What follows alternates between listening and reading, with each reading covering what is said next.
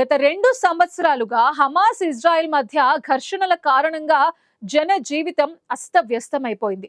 దాదాపుగా 67,173 మంది చనిపోగా 1,69,780 మంది తీవ్రమైన గాయాలతో బాధపడుతున్నారు. 2 ఏళ్ల యుద్ధం విధ్వంసం తర్వాత గాజా నగరం ఎలా ఉందంటే, దురుగా ఉన్న ఈ కొండపై నుంచి గాజా నగరాన్ని చూస్తే ఈ యుద్ధం ఎంత విధ్వంసం సృష్టించిందో స్పష్టంగా కనిపిస్తోంది. అది మామూలు విధ్వంసం కానే కాదు. ఎక్కడ ఏ శిథిలాన్ని తవ్వి తీసినా ఎవరితో ఒక శవం తాలూకా శిథిలాలు బయటపడతాయి.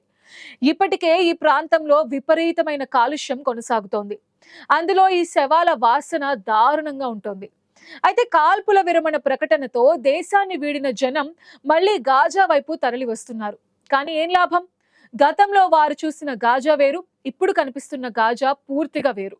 ఇప్పుడు అక్కడ కరెంట్ లేదు, వాతావరణం ఎవ్వరికీ సహకరించేలా లేదు.